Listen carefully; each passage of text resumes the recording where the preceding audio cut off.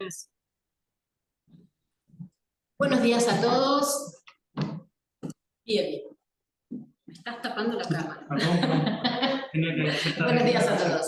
Bien, vamos a iniciar con el acto de defensa oral y pública de una tesis doctoral del ingeniero agrónomo Pablo Nicolás Borrelli, cuya tesis se denomina Manejo de hongos en suelos patógenos de solanáceas ornamentales, integración de prácticas sustentables.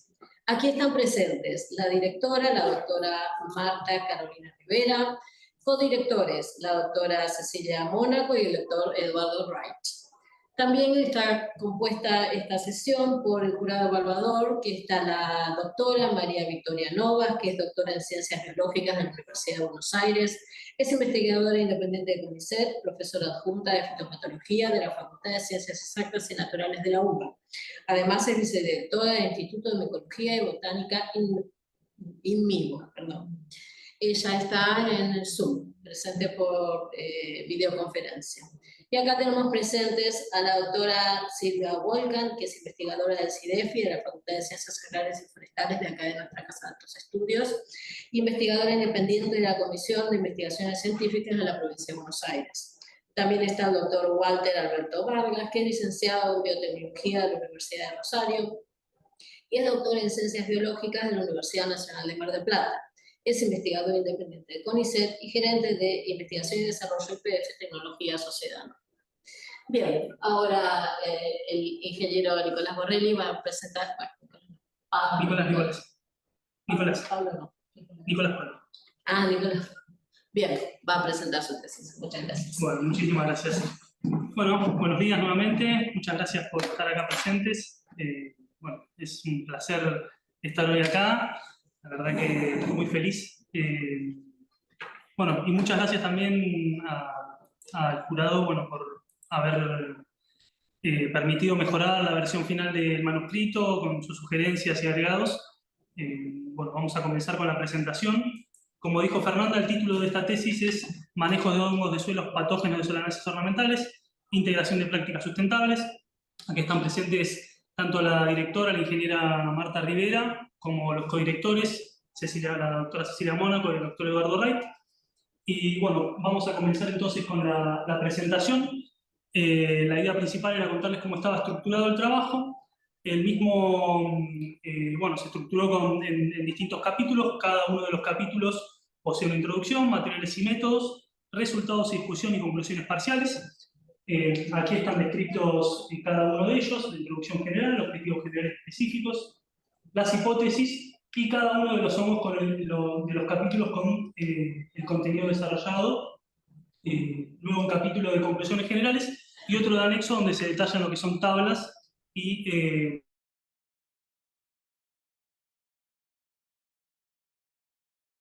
lo que les planteo en la presentación es un resumen de algún modo de lo que fue todo este trabajo, poniendo absolutamente todo lo que son los ensayos que se presentaron en el manuscrito y, bueno, básicamente resaltando los resultados más importantes.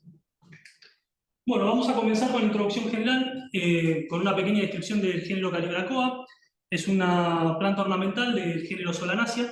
Se encuentran distribuidas 27 especies alrededor de áreas abiertas del sur de América del Sur. 12 de ellas crecen en la Argentina, en la zona de la Mesopotamia y en la zona del noroeste argentino. Básicamente estas son las variedades que el Instituto de Floricultura del INTA registró y mejoró en el Instituto Nacional de Semillas.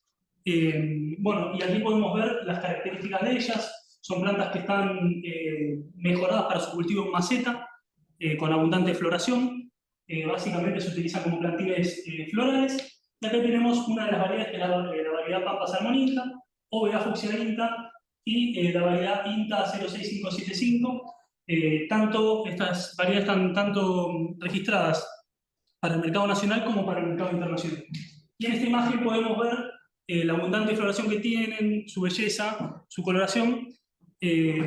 Bueno, y algo que no les mencioné es que este género está muy emparentado con el género Petunia también, ¿sí? También de conocida trayectoria en el mercado nacional e internacional y muy conocido en los jardines. Bueno, el objetivo general de esta tesis fue mejorar la calidad de la producción florícola mediante el manejo de la sanidad de solanaceas ornamentales con prácticas ecocompatibles, dando énfasis a los estudios sobre Calibrachoa híbrida y complementando el trabajo con evaluaciones sobre los géneros Nierenbergia y Petunia. Los objetivos específicos que se plantearon fueron aislar hongos asociados a pudriciones basales y comprobar su patogenicidad, determinando la importancia de las enfermedades que ocasionan, comparar el comportamiento de las distintas variedades frente a la infección por hongos fitopatógenos de suelo prevalentes, bueno, obtener aislados rizoféricos de Trichoderma spp, evaluar su capacidad antagónica frente a los patógenos principales, caracterizar los mecanismos de acción y evaluar técnicas de multiplicación del inóculo de Trichoderma sobre sustratos sólidos. Por otro lado, se planteó el objetivo de evaluar la eficiencia del quitosano para el control de los patógenos de suelo en estudio, poniendo a prueba distintas dosis y su compatibilidad con cepas de Trichoderma preseleccionadas. Por último, se planteó el objetivo de ensayar estrategias de integración combinando variedades con Trichoderma. Bueno, las hipótesis también planteadas para este trabajo tienen que ver con, bueno, mediante la integración de prácticas de manejo de compatibles, es posible mejorar la calidad de la actividad florícola y la salud de los productores y el ambiente. Las solanáceas Calibrachoa, Nierenbergia y Petunia son susceptibles a infecciones basales causadas por hongos de suelo. Existen cepas rizoféricas de Trichoderma que pueden presentar actividad antagónica frente a los patógenos de suelo, con diversidad de mecanismos de acción, pudiendo desarrollar sobre determinados sustratos sólidos. Y por último, que el quitosano presenta potencial para el control de hongos de suelo y su uso puede ser compatible con la aplicación de cepas de Trichoderma. Bueno, avanzando un poco con el desarrollo de los capítulos de la tesis, el primero de ellos es el de hongos patógenos. De mayo de 2017 a octubre de 2018 se realizaron recorridas semanales por los invernaderos de producción y mejoramiento genético del Instituto de Floricultura del INTA, en las cuales se intentó buscar sintomatologías asociadas a marchitez de las plantas, en las cuales, bueno, una vez que se procesaron por técnicas de laboratorio y que se observaron los síntomas bajo tierra, pudimos encontrar descortezamiento, pérdida de masa radical y cancros en la zona radical. Bueno, como les mencioné, estas detecciones se procesaron mediante técnicas de laboratorio para verificar si existía algún patógeno asociado a esos daños. En cuanto a lo que son daños aéreos que se registraron también, tipos de manchas foliares y atizonamiento, también se procedió con técnicas de laboratorio para poder verificar qué patógenos se asociaban a esos daños o realmente si existían o no patógenos asociados a esos daños. ¿Sí?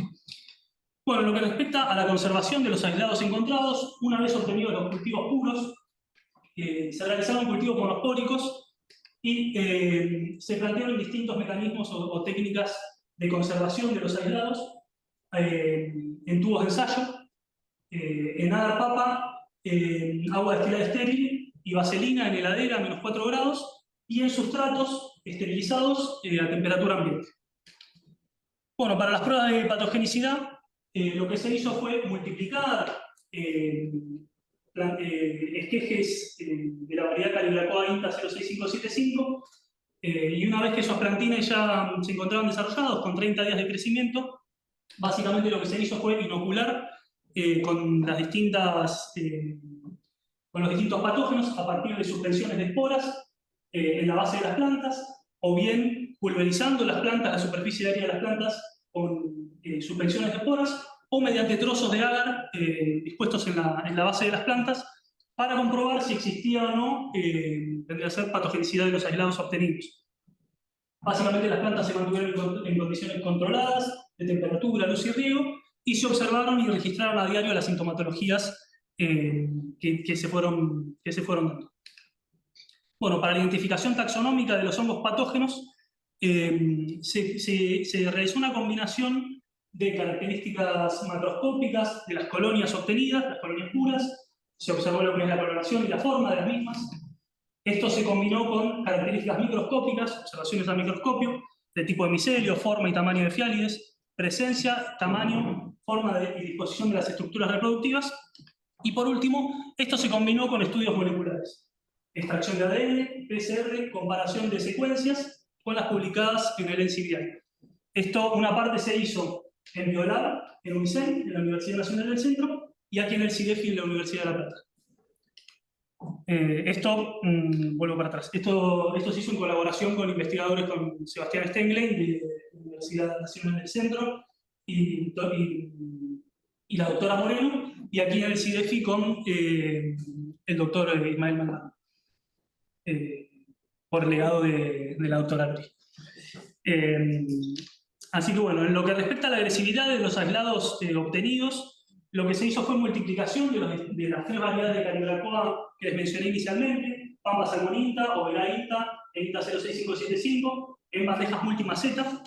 Una vez que los esquejes estaban enraizados, lo que hicimos fue aplicarle suspensiones de esporas, 3 mililitros por cada celda, de una suspensión de esporas de 1/10⁶ con idios, y básicamente se utilizaron 30 repeticiones por tratamiento, también en condiciones controladas de luz, temperatura y riego, y se observó y registró la sintomatología a diario. Las variables que se pusieron a prueba tienen que ver con la severidad del daño aéreo y la severidad del daño radical.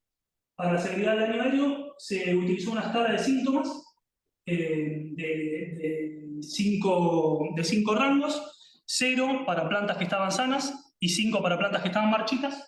Y para lo que es la severidad del daño radical, aparte de la escala de síntomas aéreos, se utilizó como dato objetivo el peso seco de la parte aérea de las plantas. Y para la severidad de daño radical también se utilizó una escala de síntomas de 5 grados, que contemplaba el 0 como la planta sana, las raíces sanas, sin coloraciones marrones y con abundantes raíces, y el último grado con disminución de un 70% de esa masa radical y raíces de coloración marrón. Entonces combinamos datos subjetivos de observación visual con datos objetivos duros del pesaje de estas plantas. Bueno, en lo que respecta al rango de hospedantes de los aislados de los patógenos encontrados, se realizaron suspensiones de esporas de 11 aislados fúngicos, 9 patógenos de Calibrachoa, en combinación con 2 Fusarium oxysporum, uno forma especial de Copercici y otro Cyclamines. Los testigos se trataron con agua destilada estéril, y todo esto para comprobar el rango de hospedantes que podía atacar estos aislados. Se aplicaron esas suspensiones de esporas en plantines en macetas número 9 de Calibrachoa Pampa Salmón, de Petunia, miel de Pergia, tomate platense y salvia. Se realizaron 3 repeticiones por tratamiento, todo esto en condiciones controladas también, y se observó y registró la sintomatología aérea y radical a diario. Bueno, en lo que respecta a los resultados, vamos a ir por los distintos apartados. Como les mencioné, de mayo de 2017 a diciembre de 2018 hicimos las recorridas sanitarias por los invernaderos del instituto. Colectamos 34 plantas de variedades de Calibrachoa con sintomatología asociada a marchitez, a desintegración de raíces, descortezamiento de raíces, y observamos también este tipo de cancros. No se observaron daños en el sistema vascular, perdón. Y en lo que respecta a los patógenos detectados, las sintomatologías fueron muy similares en todos los casos. En la parte aérea veíamos la marchitez, cuando descalzábamos las plantas, lavábamos las raíces y demás, veíamos este tipo de sintomatologías. Pero bueno, claramente la situación se esclarecía un poco más cuando hacíamos las siembras y colectábamos esos hongos en estado puro. Un 80% de las detecciones fueron de Fusarium, un 10% de esclerotinia y un 10% de Rhizoctonia. En cuanto a la identificación taxonómica de los distintos géneros del género Fusarium, básicamente lo que pudimos hacer es, en observaciones de las colonias a ojo desnudo, pudimos detectar distinta coloración, tanto en el anverso como en el reverso. Y en lo que respecta a las observaciones del microscopio, básicamente lo que detectamos son microconidios a partir de mono o polifiálides, ¿sí? Como puede verse aquí, básicamente en falsas cabezas o en cadenas, ¿sí? Esos microconidios. Estas son las imágenes de los microconidios y de los macroconidios. En ningún caso, para estos aislados, INTA 534, 535, 536 y 538, en ningún caso se detectaron clamidiosporas. En tal sentido, pudimos a priori determinar que podía llegar a tratarse de Fusarium proliferatum y Fusarium fusiculum. ¿Por qué ponemos los dos? Porque estas dos especies dentro del género no se pueden diferenciar si no es por técnicas moleculares. Son muy parecidos en cuestiones morfobiométricas. Por otro lado, los aislados INTA-ES 559, 566, 567, 569 y 567 pudimos detectar monofiálides que daban lugar a microconidos solamente en falsas cabezas. No detectamos cadenas. También detectamos la presencia de distintos tipos de clamidiosporas y, obviamente, los microconidios característicos del gen. En tal sentido, pudimos inferir que se podía llegar a tratar de Fusarium oxysperum. Bueno, cuando fuimos a realizar lo que son las detecciones moleculares, como les mencioné anteriormente, entre Fusarium proliferatum y Fujikuroi, este era el método para terminar de esclarecer de qué especies con qué especies estábamos tratando. Y cuando realizamos lo que sería el blasteo de los genes TEF e IGS, básicamente encontramos una homología o un porcentaje de identidad casi del 100% con Fusarium proliferatum, para INTA-ES 534, 35 y 36. Para el caso de INTA-ES 538, casi un 100% de homología con Fusarium Fujikuroi. Y para lo que sería Fusarium oxysperum, aislados INTA-ES 559, 66, 67, 69 y 77, en todos los casos casi un 100% de homología con Fusarium oxysperum. ¿Sí? Así que pudimos concluir que estábamos tratando con esos patógenos, básicamente. Bueno, en lo que refiere a los otros patógenos de suelo que detectamos, que les mencioné que eran Rhizoctonia, Sclerotinia sclerotorum, básicamente estas son las imágenes del crecimiento de Sclerotinia sclerotorum cepa INTA-ES 533 en placa de Petri, con su micelio blanquecino, algodonoso y los esclerosios característicos. Los síntomas, como les mencioné, marchitez de la parte aérea y daños en la raíz. En este caso también hubo daño en la corona, característicos de este género. En lo que refiere a Ceratobacillium, ahora les voy a comentar por qué no digo Rhizoctonia y ya digo Ceratobacillium. También en la coloración característica de los hongos de este género, las hifas gruesas, sentadas, con sus ramificaciones en 90 grados y la constricción en la zona de intersección con otra hifa.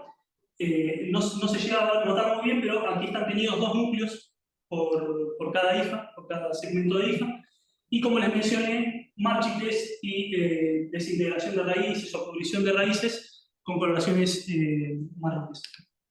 En lo que respecta a patógenos aéreos, pudimos detectar a Nigrospora unice, la cepa INTA-ES 540 como agente causal de manchas foliares, ¿sí? Manchas que inicialmente se veían como un daño blanquecino, brillante, y que luego, a los 5 días más o menos de la inoculación, repetía los síntomas que se observaban en el campo, con manchas acuosas y que se tornaban más oscuras, ¿sí? Con sus conidios característicos.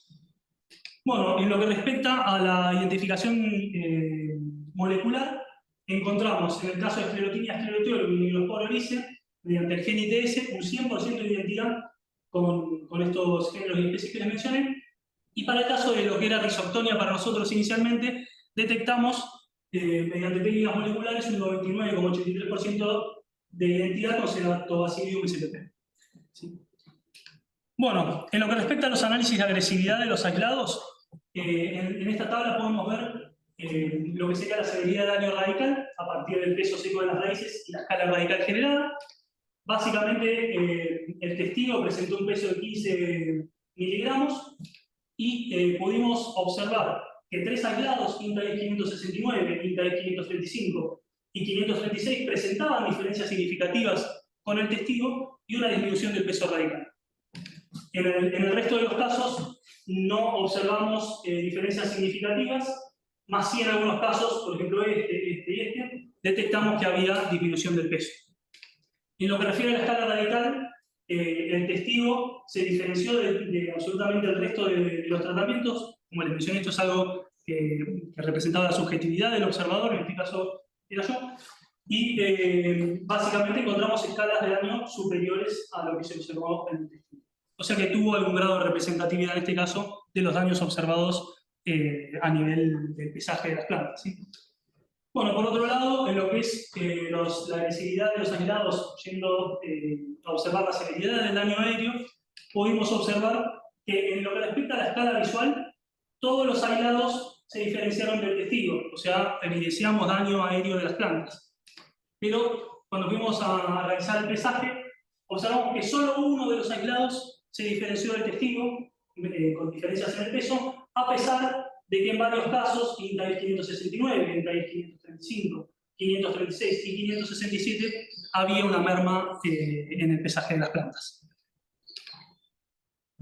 Perdón, y en las figuras, en el anterior no se las mostré, pero en las figuras podemos observar las caras de daños que entran, ¿sí? Esto, como les decía, para la severidad del daño radical, y en este caso, para la severidad del daño menor, ¿sí? Bueno, en lo que respecta al rango de hospedantes de los aislados de Fusarium, este trabajo se hizo para complementar tanto los estudios moleculares como las pruebas de patogenicidad y observar cuál era la amplitud que tenía estas cepas para generar daño en distintas especies. Como les había mencionado al inicio, se iba a complementar los estudios en Calibrachoa híbrida con estudios en Nierenbergia, en Petunia, de lo que sería el género Solanaceae, ¿sí? Bueno, básicamente lo que pudimos detectar nuevamente es que en la variedad Calibrachoa pampa salmonita, los 9 aislados detectados de Fusarium generaron marchites. Entre los 7 a 12 días del inicio se iniciaron los síntomas, 14 a 24 días se dio la marchites, y los aislados que generaron los síntomas más rápido fueron el 534, 535, 536 y 566. En lo que respecta a la afección de plantas de Petunia, básicamente obtuvimos 4 aislados que generaron daño en Petunia. Disculpen que no se ve el número, pero son el aislado 538, el aislado 535, 536 y 559. A diferencia de las plantas de Calibrachoa, los síntomas iniciaron a los 11 días y la marchitez se dio muy similar entre los 18 y 23 días. Para lo que es Nierenbergia, Estrella Jaica INTA, solo 2 aislados generaron marchitez en las plantas. Los síntomas iniciaron entre los 14 y 16 días y la marchitez se dio entre 23 y 25 días. Estos 2 aislados fueron el 559 y el 566. Y para las plantas de tomate platense, básicamente ninguno de los aislados de Calibrachoa afectó al tomate, y el único que era nuestro testigo positivo de algún modo fue la forma especial de Lycopersis y de Fusarium oxístico, ¿sí? Con 11 días al inicio de síntomas y 18 días a marchites, y lo que pudimos observar fue la marchites del sistema vascular, ¿sí? Bueno, en las pruebas de patogenicidad en savia dieron absolutamente todas negativas, o sea que los patógenos de Calibrachoa no pudieron afectar a la familia de Aviadas, la familia de las aves, y como esperábamos, la forma especial Cyclaminis de Fusarium oxysporum no generó patogenicidad en ninguno de los casos. Bueno, como conclusiones de este primer apartado, se detectaron especies de 4 géneros fúngicos, Fusarium, Sclerotinia, Ceratobacillium y Nigrospora, como agentes causales de marchités, tizón y manchas foliares en Calibrachoa. El género más prevalente fue Fusarium, como les mencioné, con el 80% de los casos. Se detectaron 3 grados de agresividad dentro de los aislados de Fusarium, altamente agresivos, el aislado INTA-IF 535, 536 y 569, moderadamente agresivos, INTA-IF 566, 559 y 538, y levemente agresivos 534, 567 y 577. Algunas cepas de Fusarium presentaron la capacidad de causar marchités en plantas de los géneros Nierenbergia y Petunia también. Bueno, estos son los primeros reportes de Fusarium proliferatum, Fugicuroi, Oxysporum, Sclerotinia scleroturum, Ceratobacillium sp y Nigrospora oryzae como agentes causales de enfermedades de Calibrachoa en Argentina y en el mundo.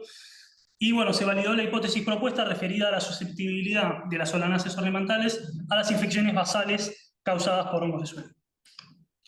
Bueno, en lo que respecta al siguiente capítulo, el capítulo 3 de la tesis de hongos benéficos, lo que se hizo fue la recolección, aislamiento y conservación de distintos aislados de tricoderma.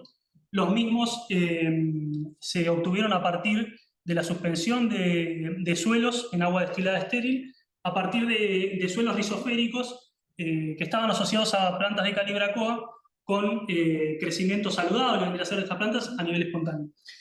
Básicamente lo que se hizo fueron, como les dije, suspensiones de suelos, diluciones seriadas, siembras en medios específicos para tricoderma, el Trichoderma selective media, se incubaron en estufa 24 más o menos 2 grados, y se obtuvieron una diversidad de microorganismos en las placas de Petri que luego se cultivaron puros, ¿sí?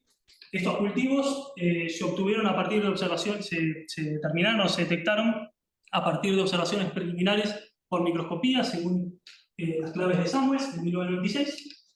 Y básicamente, una vez que obtuvimos el cultivo puro y tuvimos idea de que esos cultivos eran o podían llegar a pertenecer al género Tricoderma, generamos cultivos monopólicos en agar-agua, obtuvimos esas colonias nuevamente y generamos la conservación de los mismos. En agar-papa, en agua destilada estéril, y estos dos en heladera a 4 grados, en sustrato, en temperatura ambiente, y con la técnica de papel secante en freezer. Bueno, para hacer una primera selección de todos los aislados obtenidos y poner un primer filtro, lo que se hizo fue recurrir a la técnica de cultivos duales. Básicamente lo que hicimos fue enfrentar discos de los biocontroladores, o los posibles biocontroladores, frente a discos de dos aislados de Fusarium, Intadex 535 e Intadex 536, separados a una distancia de 6 centímetros. Estos discos tenían 7 días de crecimiento cada uno, y básicamente se realizaron 4 repeticiones por tratamiento, se colocaron en estufa a 24 más o menos 2 grados, en un diseño completo aleatorio, y los ensayos se repitieron 2 veces en el tiempo. ¿Sí? Lo que registramos a diario fue el radio de crecimiento, ¿sí?, del patógeno, creciendo en las placas testigo.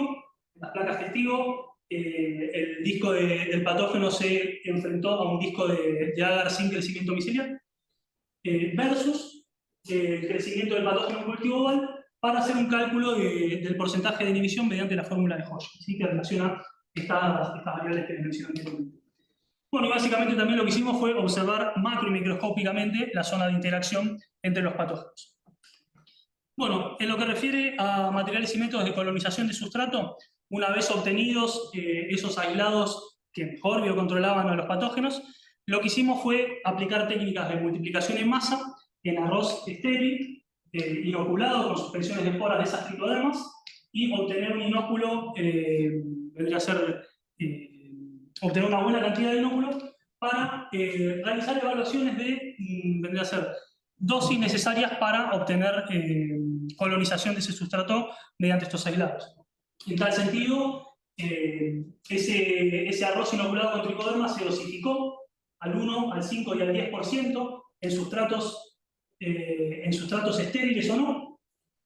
Para los testigos se utilizó arroz estéril únicamente, sin crecimiento de tricoderma. Se realizó una mezcla, se transfirió a macetas termoformadas con 3 repeticiones por tratamiento, y esto se incubó por 72 horas a 24 grados más menos 2, y se evaluó unidades formadoras de colonia en medio selectivo para tricoderma. ¿Sí? De este modo pudimos observar cuál era la dosis justa, vendría a ser, para obtener una buena cantidad de inóculos de tricoderma para los ensayos siguientes. Bueno, uno de los ensayos siguientes fue el antagonismo in vivo de los patógenos. Para esto se multiplicaron variedades de Pampa salmoninta, de Calibrachoa Pampa salmoninta, a partir de esquejes. Una vez obtenidos los esquejes enraizados, se transfirieron a macetas termoformadas con la dosis seleccionada de ese inóculo generado anteriormente. Los testigos nuevamente se inocularon con arroz estéril, y esta combinación tricoderma más Pampa salmoninta, Calibrachoa Pampa salmoninta, fue inoculada con los 2 aislados por separado de Fusarium, de los 2 Fusarium más agresivos, Intadex 535 y 536, a partir de suspensiones de esporas de 1/10⁶ con idios por mililitro y 10 mililitros de esa suspensión. También se mantuvieron las condiciones controladas para los ensayos, y se realizaron 6 repeticiones por tratamiento y ensayos por duplicado. Se realizaron se realizó por 2 ese ensayo. Bueno, a diario también nuevamente se observaron y registraron la sintomatología aérea y radical mediante las escalas que ya les había propuesto y el pesaje en seco de las plantas. Bueno, para lo que son los ensayos de evaluación de la promoción de crecimiento de los aislados de tricoderma en las variedades de Calibrachoa, en este caso se multiplicaron 6 variedades de Calibrachoa a partir de esquejes. Las 3 variedades que les mencioné desde el inicio: Pampa salmoninta, Overa fucsianinta, Inta 06575, la variedad amarilla, la blanca y la violeta, y se transfirieron a macetas con sustrato inoculado con tricoderma, con esa dosis que encontramos como la más adecuada, y se mantuvieron estas plantas en invernaderos parabólicos con 20 repeticiones por tratamiento, con provisión de agua a necesidad. Las variables que se pusieron en evaluación fueron el peso fresco aéreo radical, el peso seco aéreo radical, el número de flores generado por esas plantas. Se hicieron recorridas también para verificar si había alguna incidencia de enfermedades. Y por otro lado, se realizaron mediciones en el sustrato de conductividad eléctrica, pH y los nutrientes que les muestro acá. Nitrato, fósforo, calcio, magnesio, potasio y hierro. Básicamente para verificar si había alguna diferencia entre las plantas que tenían tricoderma o no y entre cepas. Bueno, por último, para la identificación taxonómica del género tricoderma, se utilizó también técnicas de microscopía clásica realizadas en el Instituto de Floricultura.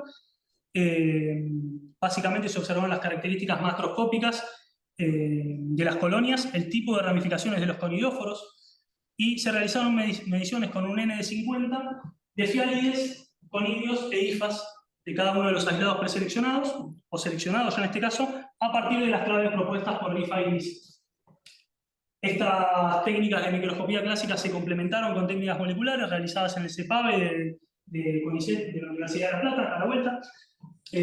Básicamente se hizo la extracción de ADN, se realizó amplificación de genes ITS y TF1-alfa por técnicas de PCR, y luego se envió a Corea a purificar y a secuenciar esos genes.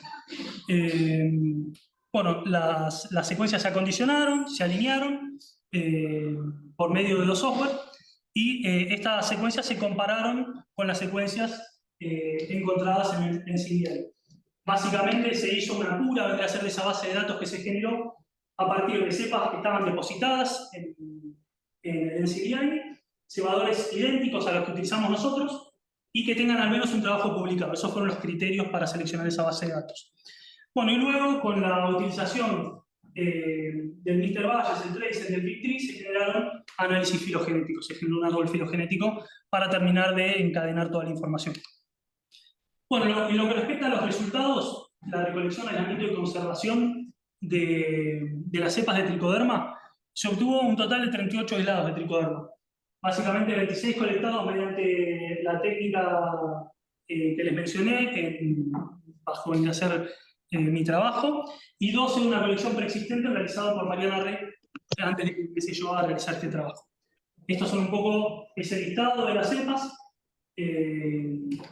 Y bueno, básicamente lo que hicimos cuando les mencionaba observar preliminarmente las características de las colonias era observar el tipo de micelio, setado, hialino, micelio dentro de todo fino, el tipo típico de conidóforo característico en forma de pirámide, las fialides con forma de pino de bowling, ¿sí? con una forma más abusada en la zona superior y más ancha en la zona del centro, y conidios ovalados o circulares.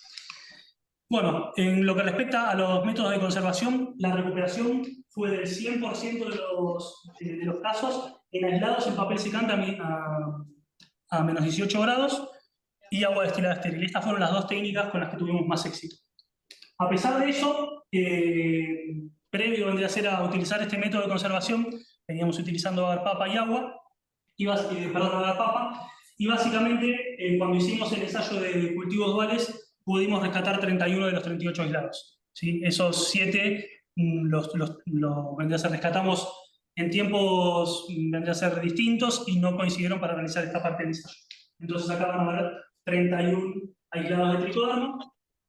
Lo que les muestro acá es la división del aislado NITA I535 en cultivos duales a partir de los 31 aislados de tricoderma. Las barras de color naranja son el ensayo 1 y las barras de color azul son el ensayo 2. Como pueden ver, hay una amplia gama de biocontrol que va desde un 5% más o menos hasta alrededor de un 70% en este caso, y básicamente obtuvimos diferencias significativas en el primer ensayo en algunos casos y en el segundo fueron menores. Los resultados que yo les muestro son de hacer como cepas preseleccionadas, la cepa NITA I613 con un porcentaje de control entre el 55 y el 58%, la 614 entre un 45 y un 60%, la 612 entre un 40 y un 65%, 549 entre un 50 y un 68%, y la 630 entre un 48 y un 70%. Bueno, cuando observamos macroscópicamente o a ojo desnudo las colonias, pudimos comenzar a detectar que los mecanismos que utilizaban estas cepas para antagonizar al patógeno en las placas en cultivos duales, podíamos ver una abundante competencia de estos aislados. Este es el aislado Intal 535 creciendo en cultivo puro, y vemos al aislado 503, que fue el de menor rendimiento de algún modo, su capacidad de competencia, y los aislados preseleccionados, INTAI 612, 613, 549, 612, 613, 614 y 630, vemos la agresividad o la elevada velocidad de crecimiento que tuvo y su capacidad, aparte de competir, de básicamente pasar por arriba al patógeno, ¿sí? Por otro lado, detectamos también fenómenos de antibiosis. Esto es la difusión de ciertos metabolitos en el medio de cultivo que generan un halo de división entre el patógeno y tricoderma, ¿sí? Y básicamente vimos distintos casos, ¿sí? Vimos casos en donde es más agresiva ese fenómeno y casos en los que no fue tan así.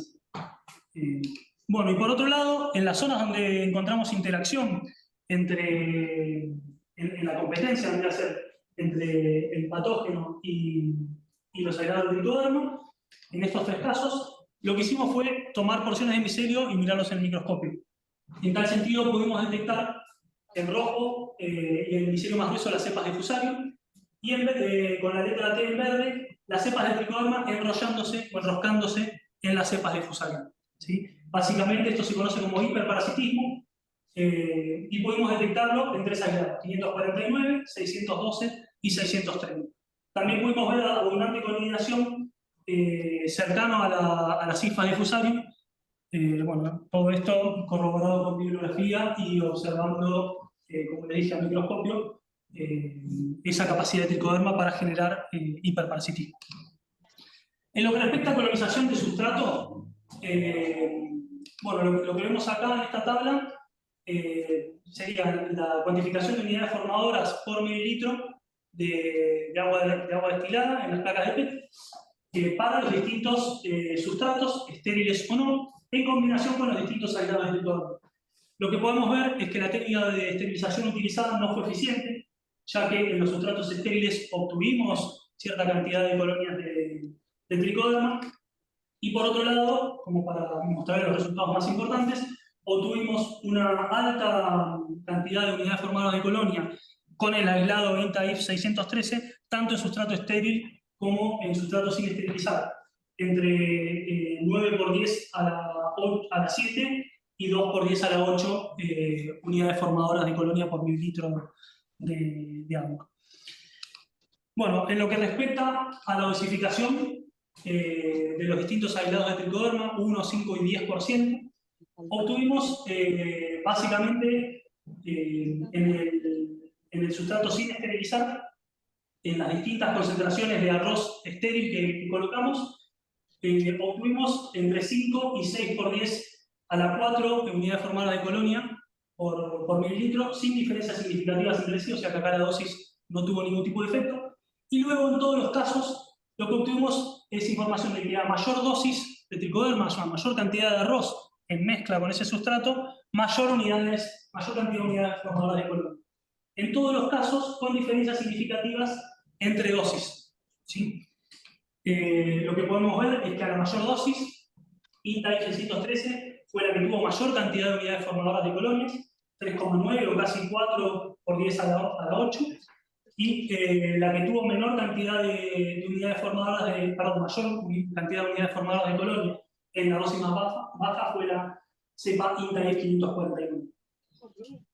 Bueno, lo que podemos concluir de esta parte es que dosis del 1% de ese arroz en mezcla con el sustrato en volumen, permite nos tener un adecuado número de esporas en todos los casos, entre 1,3 y 4,2 por 10 a la 7 unidades formadoras de colonias por mililitro. ¿Sí? Entonces esta fue la dosis que nosotros utilizamos para avanzar en los ensayos siguientes.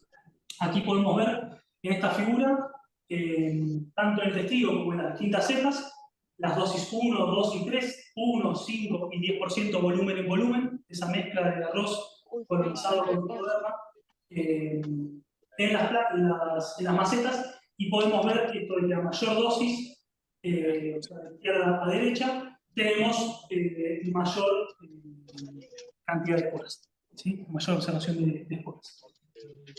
Bueno, en lo que respecta al antagonismo in vivo del aislado de Fusarium proliferatum INTA-35, básicamente lo que nos muestra la tabla son vendrán los distintos tratamientos, el aislado INTA-525 de Fusarium, en combinación sin ningún tipo de, perdón, en testigo absoluto, sin inoculación de patógeno y sin el tricoderma, solo lo que sería la prueba de patogenicidad o la afección de patógeno, y las distintas combinaciones de patógeno con las tricodermas utilizadas, tanto para el peso seco aéreo como la escala aérea utilizada. En tal sentido, podemos ver que existen diferencias significativas en peso seco aéreo entre el testigo absoluto, sin inoculación de tricoderma ni patógeno, y el patógeno, la inoculación con el patógeno, alrededor de un 40% del merma de peso, con diferencias significativas estadísticas. Y lo que podemos ver también es que en todos los casos en los que se aplicó tricoderma, los aislados tuvieron un efecto protector de alguna forma de la planta, y las mermas de peso no fueron significativas con el testigo, ¿sí? Con la aplicación del patógeno. Lo que podemos ver también es que el aislado que produjo, el aislado que produjo menos peso en las plantas fue INTA-549, y el aislado que produjo mayor peso en las plantas fue el INTA-630, superando en unos miligramos al testigo, ¿sí? Y esto mismo se representa en la escala de, básicamente, escalas de 4 para los daños del patógeno y escalas de 0, o sea, sin daño, para el resto de los casos. Y aquí podemos ver una imagen de una figura con lo que sería la inoculación del patógeno, ¿sí? Y el caso del testigo y los distintos aislados en orden 149, 612, 613, 614, 630, evidenciando ese efecto protector de las plantas. En lo que refiere al peso seco radical, que sería el órgano afectado de algún modo por Fusarium, esas raíces, lo que podemos ver también es que existen diferencias significativas en el peso seco de las raíces entre el caso sin inoculación de Fusarium y tricoderma, que sería nuestro testigo absoluto, y la inoculación con el patógeno, y que los distintos aislados de tricoderma tuvieron la capacidad de proteger las raíces de Calibrachoa pampa salmonita, de modo tal de producir, de no observarse diferencias significativas estadísticas con el testigo. En el caso de INTA-614 se produjeron mermas en el peso seco radical, y en el caso de INTA-612 el pesaje de las raíces fue un poquito superior al testigo. En lo que refiere a la escala del ranking aéreo, del ranking radical, podemos observar que tanto el testigo como las cepas de tricoderma inoculadas con también el patógeno visualmente no tenían daños, y el daño más grande se observó en la inoculación solo con el patógeno. En la figura podemos observar eso. El testigo absoluto, con sus raíces claras y dentro de todo conservadas.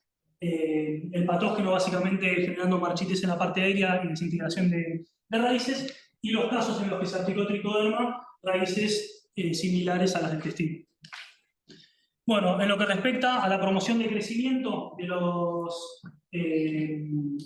las variedades de Calibrachoa, en este caso yo les traigo solamente la Calibrachoa violeta, por una cuestión de tiempo no les muestro el resto de los resultados acá, pero lo que observamos en este gráfico es el peso aéreo seco de las plantas en función de la aplicación o no de aislados de tricoderma. A la izquierda aquí vemos el testigo. Como les dije, esto era para la variedad Calibrachoa violeta, peso aéreo seco. El testigo con alrededor de 205 miligramos, y con diferencias significativas todo el resto de los tratamientos con aplicación de tricoderma produciendo mayor peso seco aéreo en las plantas, ¿sí? El caso que tuvo que ser mayor peso seco aéreo fue la cepa INTA-613, y que se diferenció en todos los casos del resto de la aplicación o del resto de los aislados. En lo que respecta al peso radical seco, tuvimos también una situación similar en cuanto a la aplicación de tricoderma, que mejoró este peso radical seco, de nuevo el testigo a la izquierda en color gris, con letra A, y el resto de los casos en los que se aplicó tricoderma, diferenciándose de ese testigo, pero sin diferencias estadísticas entre sí. ¿Sí? La que nuevamente produjo mayor peso radical seco fue la cepa INTA-IF 613, a pesar de que no tuvo diferencias significativas con el resto de las tricodermas.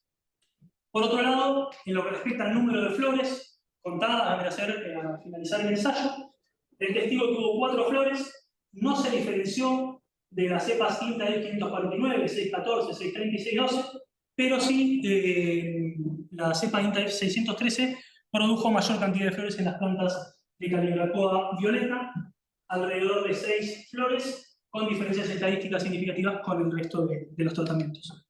Aquí en la foto podemos ver plantas de Calibrachoa violeta creciendo sin ningún tipo de inoculación y las distintos aislados de tricoderma, cómo mejoran tanto la parte aérea como la parte radical. ¿Sí? Bueno, en lo que refiere a los parámetros físico-químicos del sustrato, una vez, como les mencioné, que cerramos el ensayo, terminamos el ensayo, escogimos ese sustrato para los distintos tratamientos y se hicieron las evaluaciones, tanto de pH, conductividad, nitratos, fósforo, calcio, magnesio, potasio y hierro.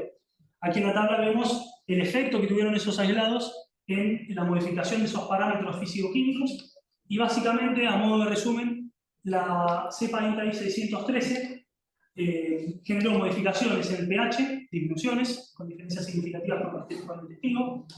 En la conductividad eléctrica aumentó esa conductividad, también con diferencias, tanto con el testigo como con algunos de los aislados del tricoderma. Aumentó la cantidad de nitratos, con diferencias significativas estadísticas con el testigo, también de fósforo, de calcio, de magnesio, de potasio. Y aquí lo que vemos es en el hierro una reducción. ¿Sí? La máxima reducción la logró o la consiguió el aislado INTA-IF 630 y la sigue el aislado INTA-IF 613, 614, 549 y 612, todos con diferencias significativas con el testigo. Sí, básicamente, revisando en bibliografía, lo que se pudo detectar es que las tricodermas tienen la capacidad de quelar el hierro y disponerlo en el tiempo vendría a ser a las plantas o al sustrato, básicamente. Entonces, estas cepas fueron las que mayor capacidad de quelación de hierro tuvieron. A modo de resumen general, los aislados de tricoderma pudieron disminuir el pH entre un 6 a 12%, aumentar la conductividad eléctrica entre un 20 a 62%, la cantidad de nitratos aumentar en un 80%, el fósforo entre un 19 a un 44%, calcio de 137 a 259%, magnesio aumentos de hasta el 214%, potasio del 21 a 49%, y hierro, como les mencioné, desde el 13 hasta el 540% de reducción.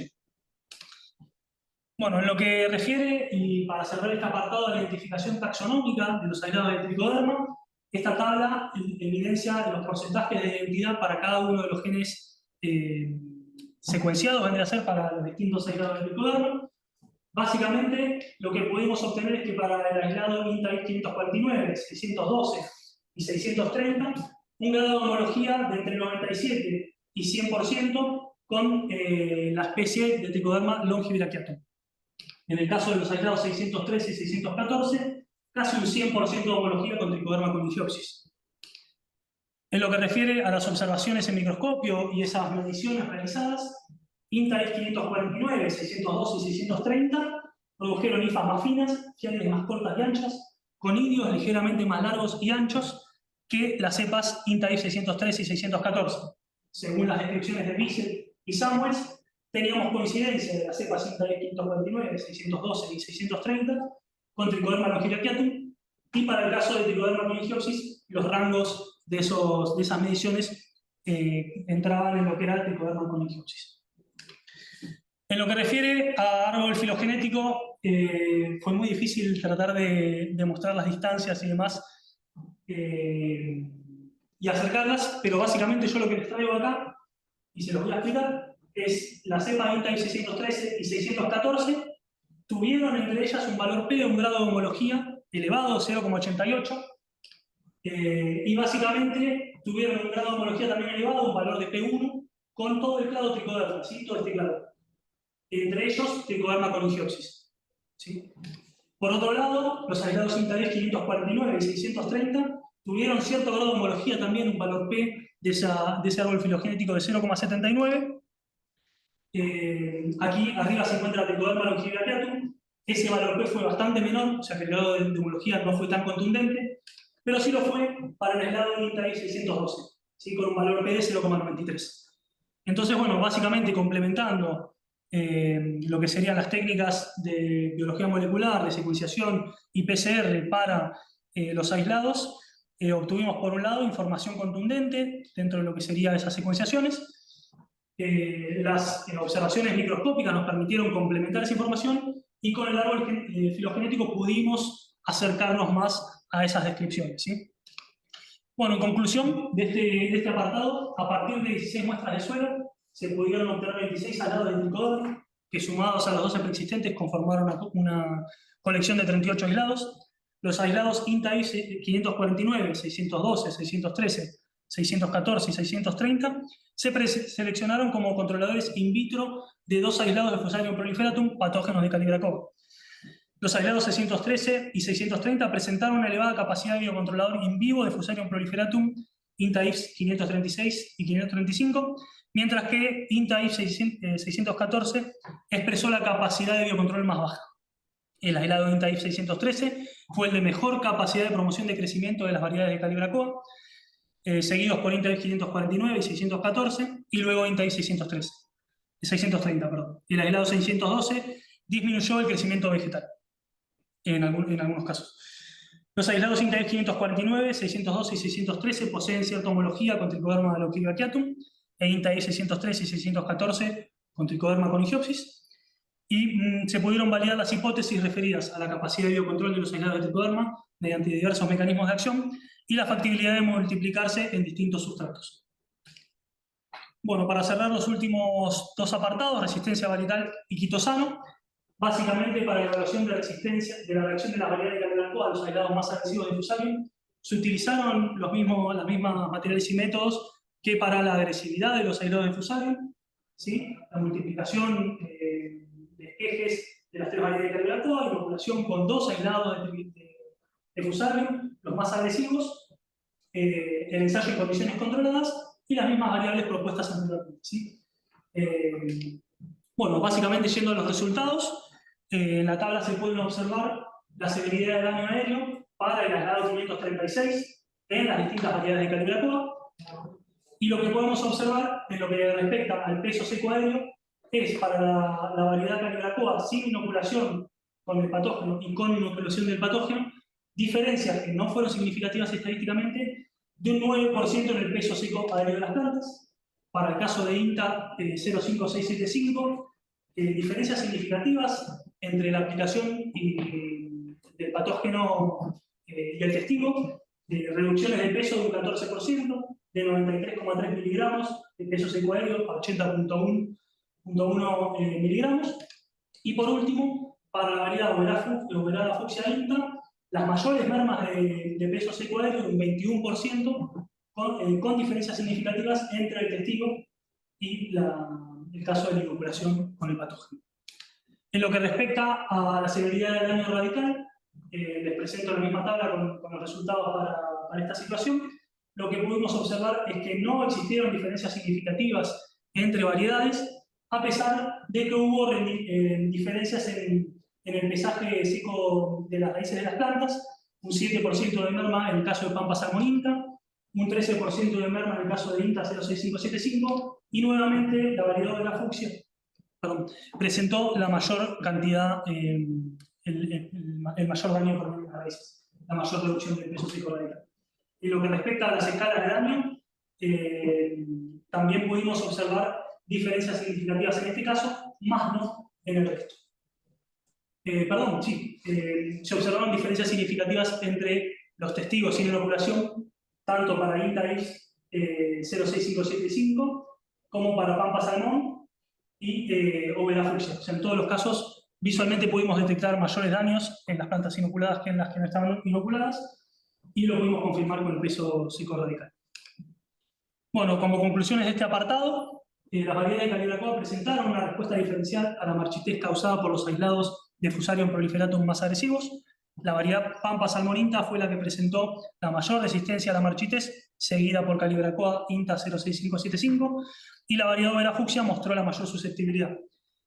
es necesario realizar estudios morfológicos y fitoquímicos para conocer los mecanismos de resistencia de las variedades de Calibrachoa bajo estudio. Ahora sí, vamos a la última parte del trabajo referida al quitosano. Para hacer una brevísima introducción, la quitina es uno de los recursos más abundantes de la Tierra, siguiendo a la celulosa. Básicamente tiene funciones estructurales en distintos organismos, en crustáceos, en hongos y en ciertos insectos. Y su desacetilación en medio alcalino y temperaturas elevadas da lugar al biopolímero quitosano, ¿sí? Con básicamente funciones conocidas de control de plagas, bioprotección y regulación de crecimiento. Bueno, las condiciones fisicoquímicas de este proceso de desacetilación van a condicionar nuevamente sus propiedades y su estructura para generar estas funciones que les menciono. Bueno, como materiales y métodos comprobamos la actividad del quitosano in vitro con aislados de tricoderma, su compatibilidad y el efecto fungicida frente a Fusarium proliferatum de una formulación registrada en SENASA, un producto que se llama Raizan, que está registrado como regulador de crecimiento, pero fue la única básicamente formulación que encontramos en Argentina registrada a base de quitosano. Lo que hicimos fue sembrar en placas de Petri conteniendo la dosis por hectárea de Raizan de 7 litros por hectárea más medio agarizado a la papa glucosa. Sembramos discos de tricoderma de las cepas APS 549, 613, 614 y 630, y de Fusarium INTA-10 534, 535 y 536. En los casos de los testigos, se utilizó agua destilada estéril. Allí se realizaron 8 repeticiones por tratamiento y se registró a diario el radio de crecimiento de las colonias. Bueno, en lo que refiere a los resultados, en la tabla podemos ver los distintos aislados de tricoderma creciendo con la dosis de 7 litros por hectárea o sin dosis de Raizan, o sea, el testigo, y el radio de crecimiento generado. Lo que hicimos fue calcular los porcentajes de inhibición de algún modo, y lo que encontramos es que para el caso del aislado INTA-10 614, la dosis de quitosano aplicada redujo el crecimiento de las colonias en un 42% con diferencias significativas con el testigo. 40 milímetros de radio de crecimiento versus 23,2. En el caso del aislado INTA-10 630, se observaron reducciones de un 22%, también con diferencias significativas entre la aplicación de quitosano y el testigo.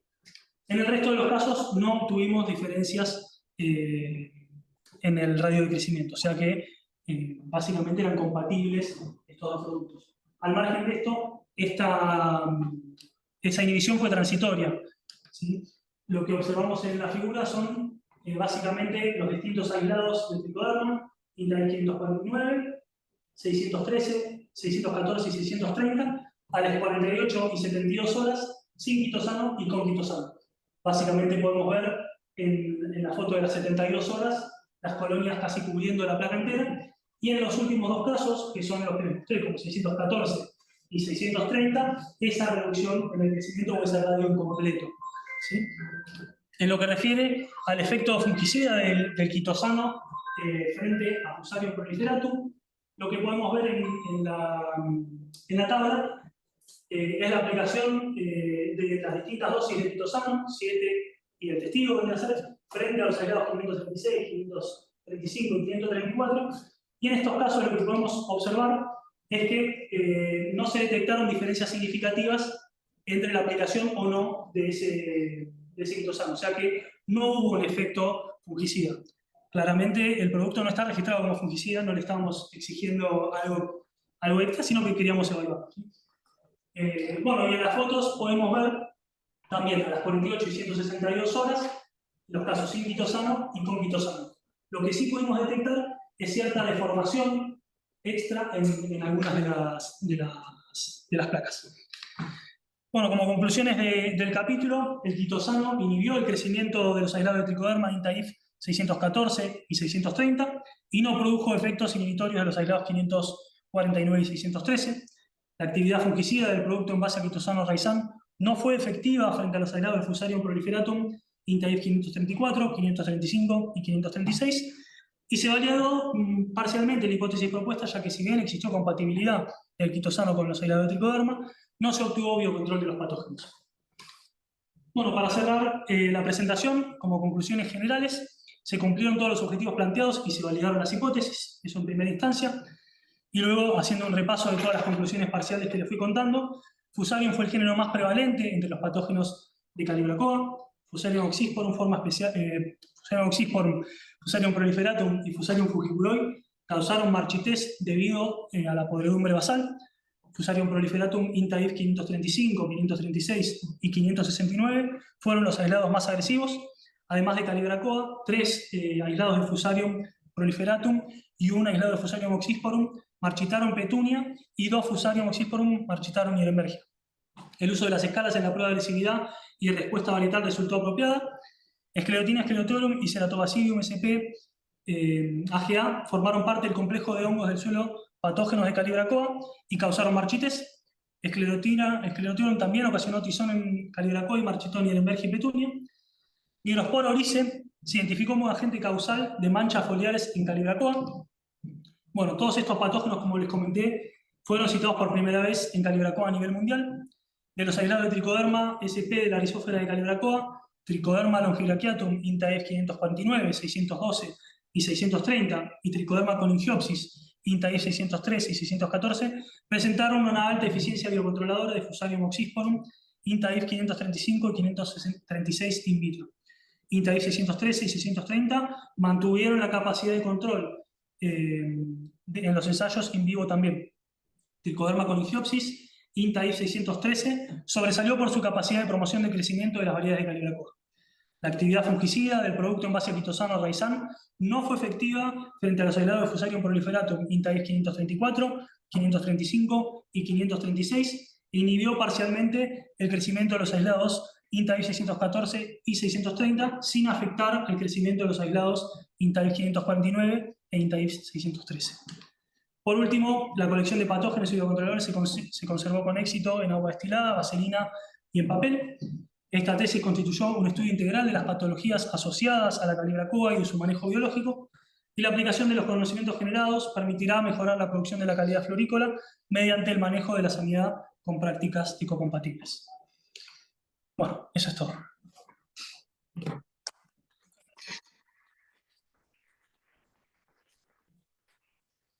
Bien. Muchas gracias. Por favor, ustedes. Muy interesante, excelente presentación. Muchas Bien, gracias. ahora comienzan los jurados a hacer sus consultas, preguntas, sugerencias, comentarios. Acá también está María Novas por Zoom, así que si quieren empezar acá los presenciales y luego María. ¿Están de acuerdo? Bien. Comienza entonces el doctor Huata. Sí. La verdad, de nada, felicitarlos. Un trabajo muy completo, muy interesante. Muchas gracias. Justo a una de las conclusiones, una mirada integral sobre este sistema. Muchas veces habla del control biológico, del tricoderma, del potencial que tiene para los cultivos, pero los trabajos se terminan limitando a una parte de todo el sistema. Y lo que veo con este trabajo es que tiene un abordaje, como decía recién, muy integral, desde el punto de vista de, primero, conocer el cultivo, conocer cuáles son los patógenos locales que tiene, identificarlos, caracterizarlos, dominar, y todo eso creo que es ganancia para vos, ¿no? Para tu aprendizaje durante esta etapa de formación, ¿no? Conocer sobre el patosistema, conocer cómo se comportan los patógenos, cómo se comporta el cultivo frente al patógeno, optimizar el sistema de crecimiento, el desarrollo del cultivo, de cómo interactúa con el patógeno. Después poner a punto la metodología de inoculación, que no es algo trivial, muchas veces se dan por sobreentendida muchas cosas, pero no es algo trivial poner a punto la concentración, entender cómo coloniza el suelo, en este caso tricoderma. Entonces, como recorriendo un poco toda la presentación, ¿no? Y después, justamente, diseñar, planificar y ejecutar los ensayos donde, por un lado, ves in vitro el efecto antagónico de estos efectos de tricoderma sobre los patógenos, y después llevarlo al sistema in vivo, que muchas veces también los trabajos se quedan cortos en eso, y poder entender primero la interacción de tricoderma con los patógenos y después la interacción tripartita, ¿no? Entre patógenos, cultivo y tricoderma. Entonces, me alegra, me da mucha satisfacción el hecho del abordaje que pudieron dar al trabajo y poder sacar conclusiones. Podés llevar a campo mañana, si querés, ¿sí? Básicamente. Tengo algunas preguntas, algunas cuestiones, algunas desde mi ignorancia, ¿no? de conocer el patosistema y nada. Cada vez que uno tiene un aislado nuevo, que sea patógeno, en este caso el tricoderma, puede surgir muchas preguntas o conversaciones para entender algunas cosas. La primera es, a ver, ¿hicieron algunos ensayos o pensaron hacer ensayos con los otros patógenos? Porque veo que está focalizado más el estudio del biocontrol sobre Fusarium. ¿Qué pasó? O sea, los clasificaste de acuerdo a la severidad de la patogenicidad, pero quería preguntarte eso, ¿qué pasó con los otros patógenos? ¿Hicieron alguna evaluación? ¿O cuál es el potencial de esos patógenos, a pesar de tener una menor severidad, sobre el impacto que pueden llegar a tener? Bien. Sí, en principio, en lo que sería Sclerotinia y Rhizoctonia o Ceratobacillium, no se avanzó con las pruebas de control, vendría a ser con tricoderma, por una cuestión de tiempo en principio, pero después porque no eran las detecciones más habituales. Las detecciones más habituales fueron de Fusarium, entonces la idea era encarar, vendría a ser el tema de biocontrol frente a los patógenos más usuales o más habituales del cultivo de Calibrachoa. Con la primera parte vendría a ser, pudimos evidenciar que el problema más grande era con Fusarium. Marta en su momento también había caracterizado a Fusarium como un patógeno prevalente de Calibrachoa. Y bueno, seguimos con esa línea porque de alguna forma teníamos ese conocimiento y se fue generando también el trabajo. La posibilidad está obviamente de realizar esas evaluaciones tanto en vitro como in vivo, pero el centro vendría a ser, o el eje del trabajo fue en las patologías más prevalentes. Pero sí, tranquilamente, como es un patógeno de suelo también, y tricoderma tiene, o estos aislados al menos, tienen esa capacidad de colonizar sustratos, innumerables sustratos, este es uno de ellos, y de generar biocontrol de Fusarium, tranquilamente lo podrían hacer con los otros dos patógenos. Tal vez un caso interesante sería Sclerotinia también, por el tema de los esclerosios y la cantidad de tiempo que esos esclerosios pueden llegar a durar o a ser viables en el tiempo en el sustrato o en el suelo. Y tricoderma tiene esa capacidad de colonizar y de parasitar también los esclerosios. Entonces, tranquilamente se podría avanzar por ahí, sí. Sí, seguramente eso tiene que ver más que nada con las prácticas, ¿no? Exacto. Empezar a reducir los vínculos del suelo que muchas veces pueden llegar en formas de esclerosis, ¿no? Sí, es una mirada muy interesante. Mi letra.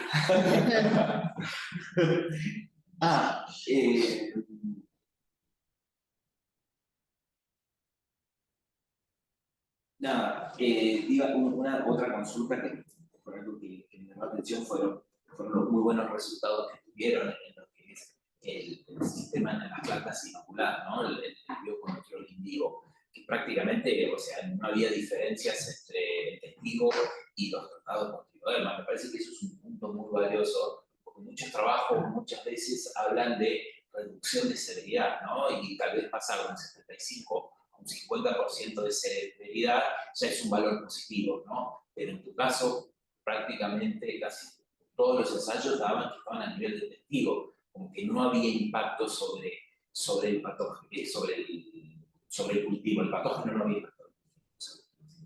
Entonces, ahí, nada, por curiosidad también, o sea, ¿qué pasa? ¿Logró controlar verdaderamente el patógeno? ¿Pudiste hacer un ensayo de ver si había persistencia del patógeno en la planta, o tal vez si dejaba la planta que llegue hasta el final del ciclo, si en algún momento desarrolló algún síntoma, para conocer un poquito más de eso? Sí, está clarísimo. En principio, como para empezar a aclarar, tal vez, las aplicaciones fueron preventivas de tricoderma. O sea, el sustrato estaba repleto de alguna forma o tenía esa concentración de entre 1 y 4 por 10 a la 7 unidades formadas de colonia por mililitro de esa suspensión de sustrato en agua. Y básicamente lo que intentamos hacer fue poner una buena concentración, cosa de que el sustrato esté empapado de tricoderma, por decirlo de alguna forma, bien embebido, bien inoculado con tricoderma, y luego se aplicaron concentraciones altas también de inóculo. Entonces, por un lado, tal vez destacar esta función de tricoderma o de los biocontroladores como preventivos, ¿no? En un suelo que tiene alta cantidad de microorganismos, mucha vida, de alguna forma un patógeno que quiere ingresar se le complica un poco más. O sea, no estaba establecido el patógeno en el sustrato, sino que estaba establecida tricoderma. Entonces, la función fue bioprotectora de alguna forma. Por otro lado, y respondiendo o aclarando la segunda consulta, lo que se hizo luego, que no está presentado en la tesis y demás, fue tomar trozos de las raíces, tanto del testigo como de los casos en los que estaba el patógeno y la tricoderma, y sembrarlos en placa de Petri, como para terminar de confirmar si el patógeno estaba. Y básicamente, en el caso obviamente del testigo sí estaba el patógeno, y en el caso de los tratamientos con tricoderma, obtuvimos muchísima cantidad o gran cantidad de crecimiento de tricoderma. Entonces tal vez ahí se puede inferir que el efecto fue bioprotector de las raíces. O sea, el tricoderma estaba alojada en la raíz. Y cuando... Exactamente, ocupando el nicho. Y cuando Fusarium quiso entrar, claramente no. Entonces, tal vez va por ahí el tema. Esta cuestión de lo preventivo y de tener suelos que tienen alta carga de microorganismos. Claro, ya establecido. Se estableció. El más establecido en el suelo, colonizando el sustrato, ya no dejó espacio para el patógeno. No, buenísimo. Después de lo técnico, porque también estuvo bueno el análisis físico-químico que hiciste del suelo y ver cómo había impactado. Sabemos que el tricoderma solubiliza fósforo, produce, que lo viste también, el tema que produce sideróforos, que es realmente lo que estaba quemando el hierro, que te bajó la concentración, pero me llama la atención, bueno, no lo había visto nunca, por eso, el tema es que aumente las concentraciones de calcio, de potasio, de nitratos incluso. Eso, ¿tenés alguna idea qué mecanismo, desde el punto de vista de la fisiología del tricoderma, puede llevar a esos fenómenos? Bien, en principio, a ver, por bibliografía leída, tienen capacidad, o sea, todo parte tal vez desde la cuestión del pH. Al disminuir unos puntos el pH, empieza a haber otras dinámicas dentro de lo que es la zona de la rizófila, ¿sí? Y después hay cuestiones asociadas a producción también de ácidos orgánicos que básicamente van moldeando lo que es la dinámica de los nutrientes en el sustrato en este caso. Después, por otro lado, respecto del fósforo al menos, hay una cuestión de que el tricoderma lo que hace es incorporarlo a sus estructuras y a medida que las hifas van envejeciendo, van muriendo de alguna forma, lo va liberando de nuevo. Entonces ciertos procesos pueden ir por ahí.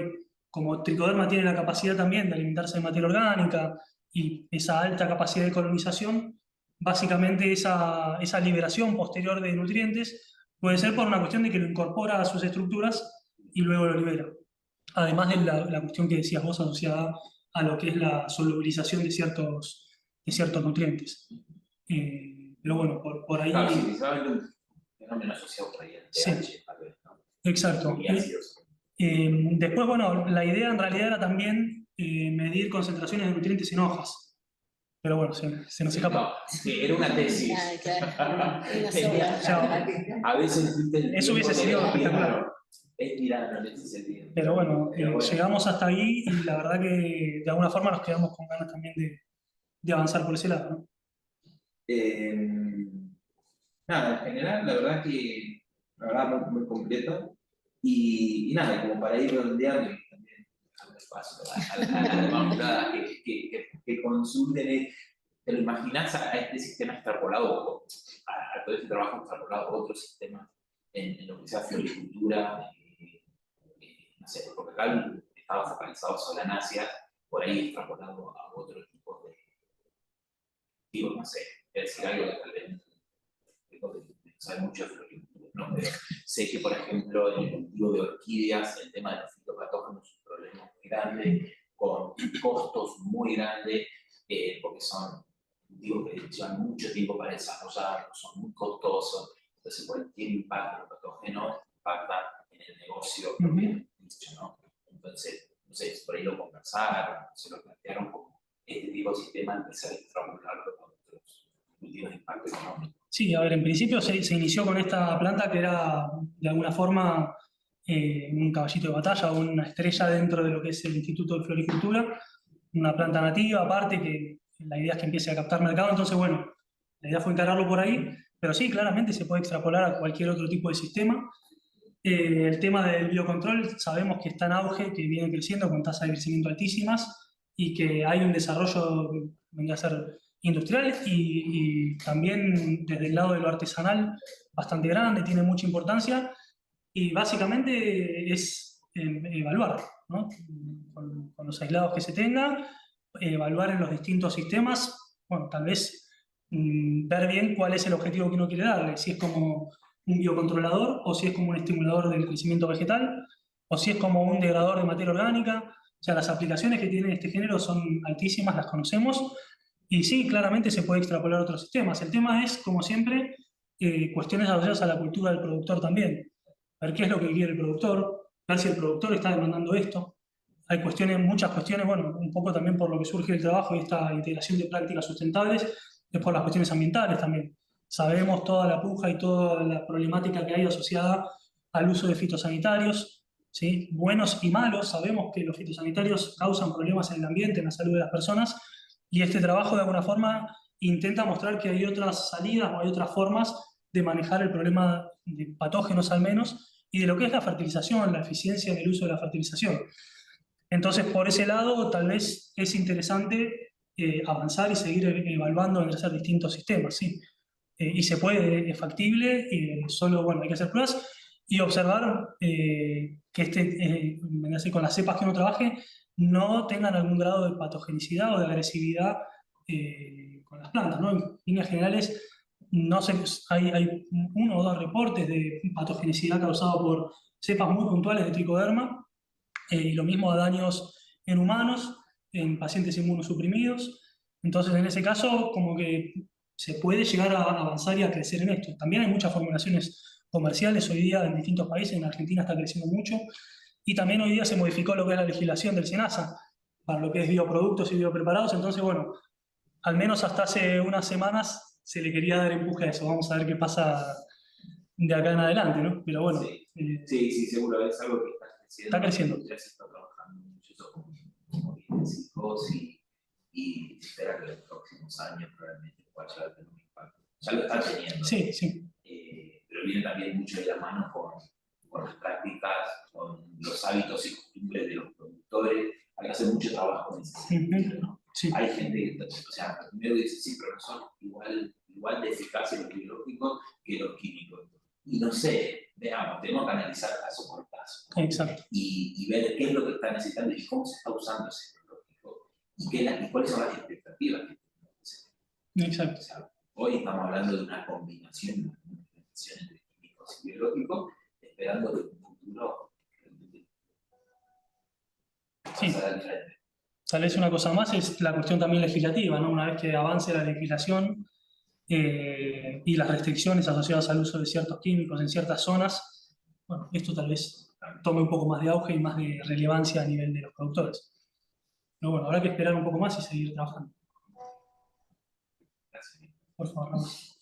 Bueno, doctora Volga. Muy bien. Bueno, coincido muchísimo en todo lo que he expresado acá con el doctor y un poco de letras, pero por eso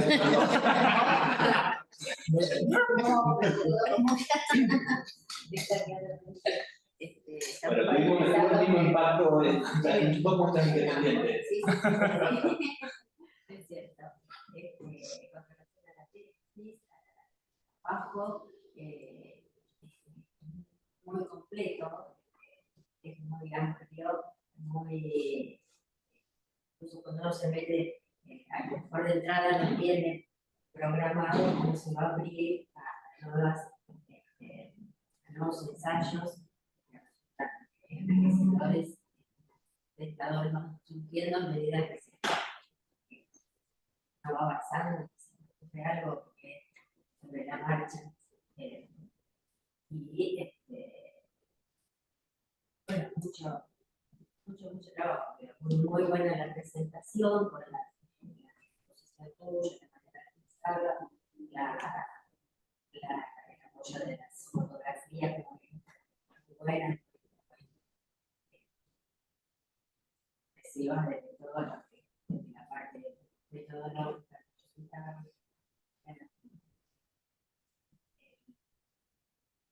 Bueno, son alentadores realmente para seguir adelante, para que las cepas si las tienen conservadas, hay incluso cepas que, bueno, son buenas para ensayo, para el quedante, y no son buenas, pero bueno, son buenas para otro.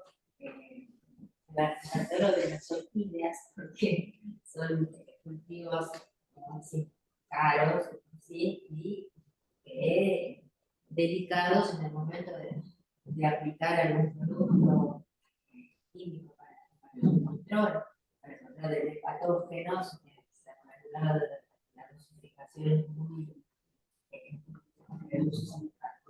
diluida, y a veces el remedio de la enfermedad. Pero esa rama de las drogas es interesante. Así que, cuando llegué acá me di cuenta que no había tener para tocar.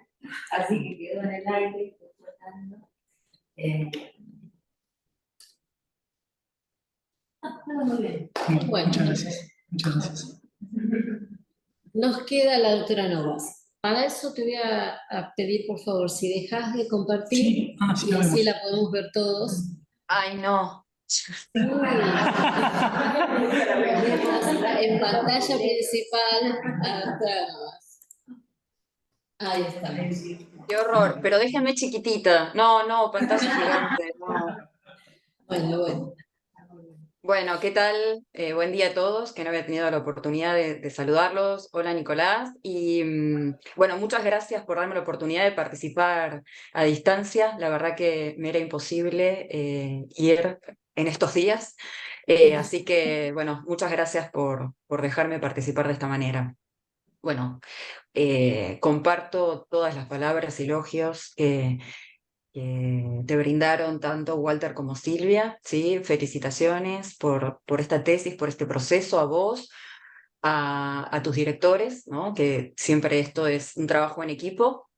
Eh, la verdad es que es un trabajo enorme. Me encantó poder leerlo, o sea, lo disfruté leyéndolo. Tu presentación fue muy buena. Diste un montón de información en una hora, no sé cómo no te quedaste a mitad de camino. Sí, tremendo.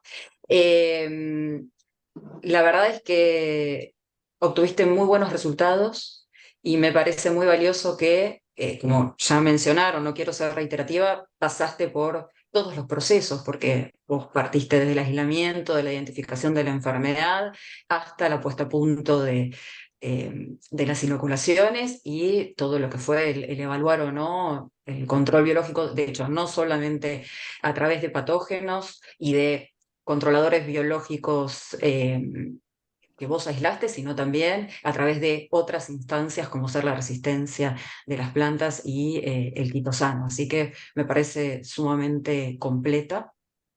Y además de no solamente haber analizado este sistema en particular, ¿no? con las necesidades que tiene de estas plantas, ¿no? que son de interés económico, sino además de poder aportar estos nuevos registros de patógenos para estos hospedantes, ¿no? Para que pueda ser algo compartido con la comunidad científica. Otra cosa que me pareció muy importante y no siempre se ve es el número de réplicas que usaste, con lo cual tus resultados son muy robustos, ¿sí? Así que también esto fortalece mucho lo que lo que brindaste.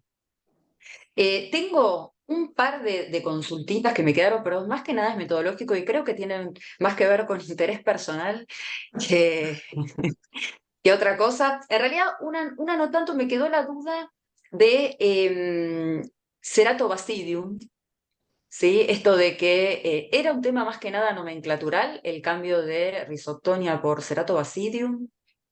¿Tenés idea?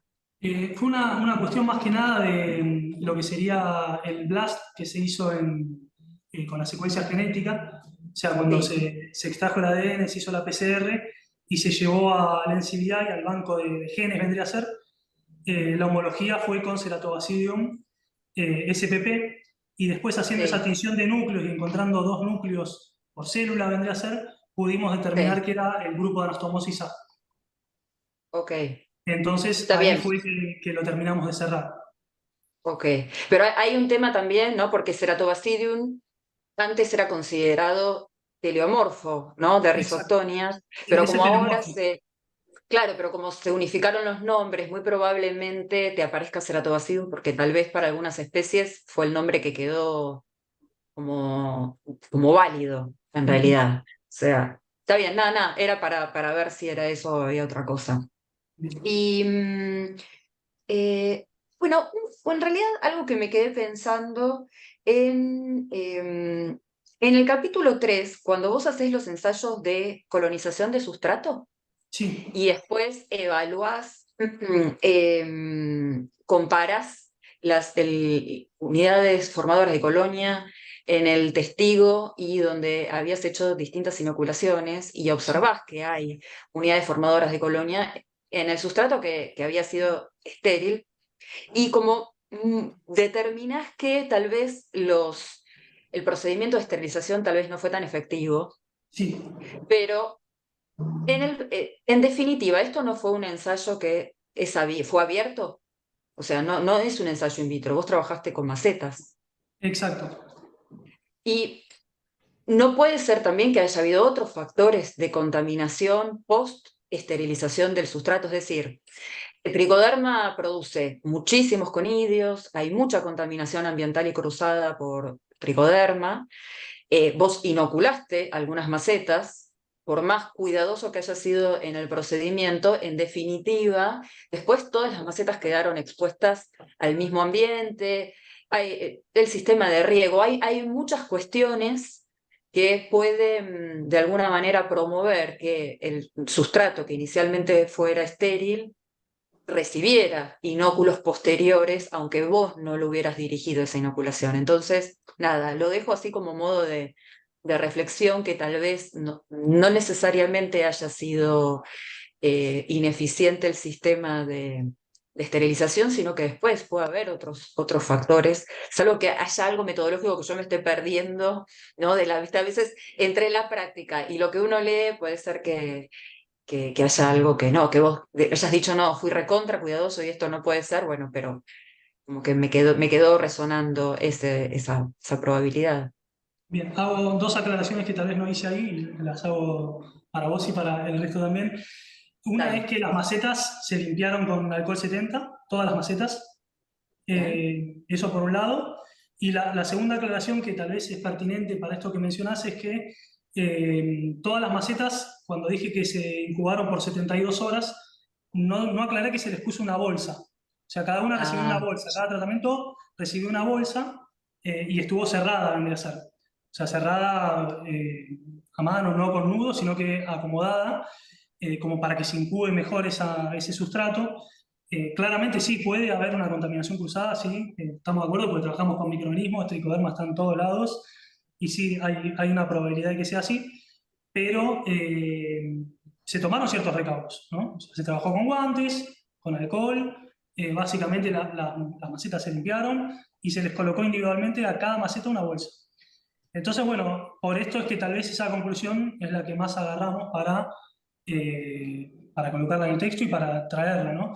Pero sí, claramente puede ser que ese método haya tenido alguna falencia y que no se deba todo a una falla en la esterilización. Y después, por otro lado, una cosita más, tal vez que viene al caso, es que ese sustrato tiene corteza, tiene pedazos de corteza. Entonces esa corteza puede ser que en algún recoveco, al margen de que la técnica fue 48 horas antes de esterilizarlo, humectarlo bien hacer una esterilización en autoclave, volver a rehumectarlo con agua destilada estéril y volver a esterilizar en esa doble esterilización, puede ser que alguno de esos pedazos de corteza haya quedado con tricoderma, con alguna estructura de supervivencia o algo por el estilo, y que básicamente no hayamos podido generar un proceso más eficiente. Y deberse plenamente a la naturaleza de ese sustrato, vendría a ser. Pero sí, puede haber habido alguna falla también o alguna contaminación cruzada. Pero bueno, eso como para que Perfecto. dan el todo, no tengan toda la información.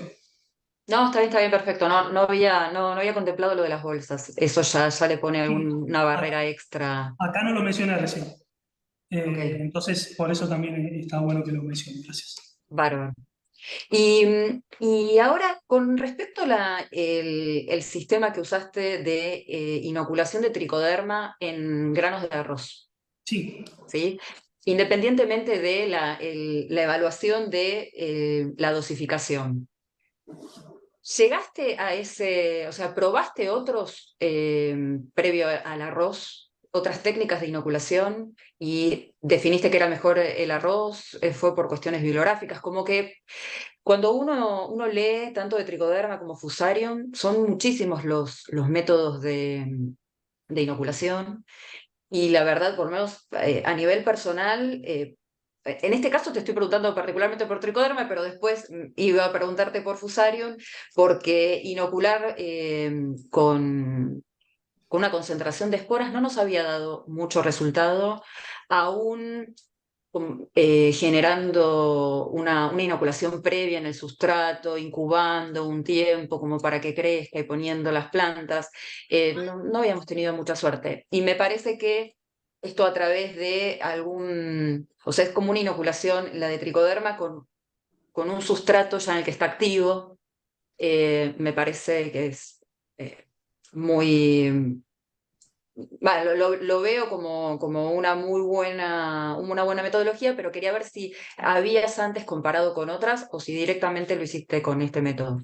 bien. En lo que refiere a lo que es el trabajo este particular, no comparé con otros, pero sí previamente con el doctor Wright estuvimos haciendo en la Facultad de Agronomía una tesis de un tesista de grado, un futuro ingeniero agrónomo que me imagino que se estará por recibir. Hicimos una tesis en la que evaluamos distintos soportes, vendría a ser, para multiplicar tricoderma. Trigo, arroz, maíz, y no me acuerdo si eran dos variedades de arroz, yamaní y el arroz común vendría a ser. En bolsas, en frascos, vendría a ser con distinta cantidad de oxígeno en el medio, y de ahí viene de alguna forma, bueno, más la experiencia obviamente previa de los directores, viene de ahí un poco esto de utilizar el arroz yamaní en particular, por las características que tiene, por la cantidad de almidón, por una cuestión de la textura y cuando se hidrata que no se pegotea. O sea, hay cuestiones asociadas a la cantidad de oxígeno vendría a ser la capacidad que le da a tricoderma de crecer y de no generar hipoxia de alguna forma. Que bueno, que eso es lo que nos permitió elegir directamente el arroz yamaní orgánico en este caso, para que no tenga, o sea, para descartar contenido o trazas de algún químico dentro de la medida de lo posible, ¿no? Eso es lo que nos dio la pauta de poder usar este sustrato en particular. No evaluado en este trabajo, sino que de experiencia previa, además de bibliografía, ¿no? Pero un poco la experiencia nos dijo eso, que el arroz era el soporte para ciertas cepas que evaluamos, el más viable. Y bueno, como mencionábamos al final, me parece que está bueno esto que a la tricoderma le permite, aparte de justamente apoyarse sobre ese sustrato, colonizarlo y degradarlo y que sea una fuente de alimentación para afrontar la colonización del sustrato comercial ¿no? Entonces me parece que es una muy buena técnica eh, para hacer crecer ese inóculo y para después dispensarlo. Entonces hay que ver otras cuestiones asociadas a la industria, si se quiere, o a una semi-industrialización, pero va un poco por ahí el tema de por qué se eligió este soporte en particular. Bien, buenísimo. Y en el caso de Fusarium, que fue por suspensión de conidios, lo mismo. Sí, eso fue un poco, bueno, por experiencia previa de los directores que me acercaron a esa metodología. por, bueno, también charlas que tuvimos acá con Gladys Lori en su momento, que es fusarióloga y que tiene mucha experiencia en esto. Y bueno, básicamente ajustar después lo que son las concentraciones, ¿no? Así que bueno, un poco lo de Fusarium fuimos directo a esa técnica, aparte de leer bibliografía y de encontrar distintos trabajos, hay otra técnica que tal vez podía llegar a ser viable, que era básicamente por subirrigación, generar suspensiones de esporas, colocar en alguna bandeja esas suspensiones y sumergir la maceta o sumergir las raíces únicamente de la planta en esa suspensión. Pero bueno, vimos que esto era una forma tal vez rápida, sencilla y fácilmente dispensable para todas las plantas, ¿no? O sea, esto de la practicidad para colocarle 3, 10 o más mililitros de una suspensión a esa cantidad enorme de plantines que se iban haciendo. Primero a mano, con piseta, y después conseguimos una micropipeta grande de 10 mililitros y ya ahí era otra cosa. Pero bueno, fuimos mejorando también en el andar. Pero bueno, en principio fue así por una cuestión de experiencia previa, de lectura y de que vimos que en las primeras pruebas de patogenicidad que se hicieron tuvimos esa suerte de alguna forma también de que funcionó, ¿no? Buenísimo. Así que Buenísimo. por ahí me puse ahí. Genial.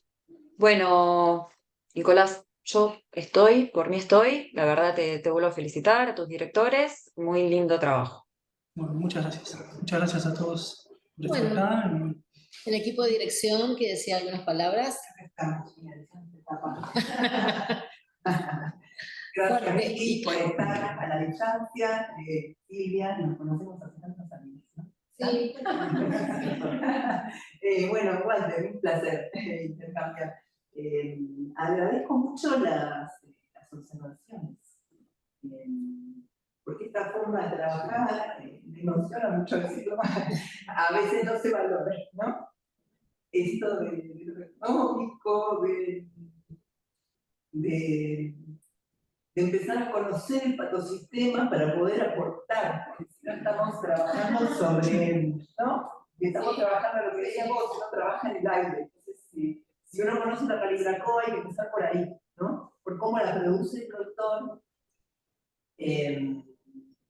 qué cosas le pueden pasar en su camino de vida a la planta y cómo uno puede aportar desde la agronomía, desde la biología, que estamos todos en este ambiente, en definitiva para mejorar las cosas. Porque si no, uno termina teniendo títulos, termina teniendo currículums gordos también en la vida, y no deja nada, no deja nada por medicamentos. Y esto me parece que aporta eso, así que yo les agradezco muchísimo. Y bueno, un final de etapa que tuvo algunas complicaciones, pero que agradezco que termine con estos halagos, ¿no? Al proceso, al tesista y al equipo de producción, al equipo de conducción. Gracias a todos. Felicitaciones, Nico, porque llegamos por fin a estas etapas. Sí, mucho trabajo. Mucho trabajo, muchos años. Bueno, muchas gracias a todos. Siempre sí.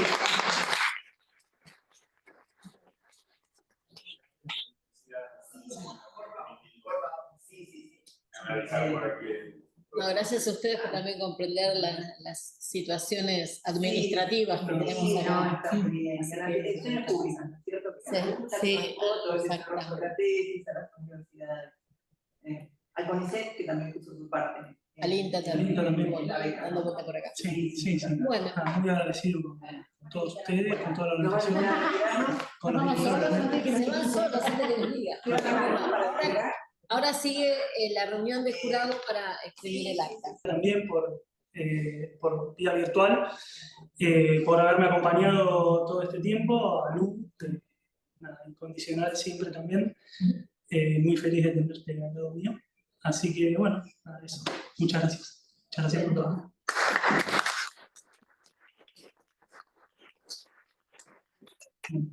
Bueno, felicitaciones, doctor. Muchas gracias. Bueno, ahora damos por terminado el acto. la firma del acta la hago y luego se le mandará una certificación a todos. Ok. Y bueno, felicitaciones, doctor. Muchas gracias. Muchas gracias. Gracias a Y a los todos por directores venir. también. Directores, Es trabajo en equipo.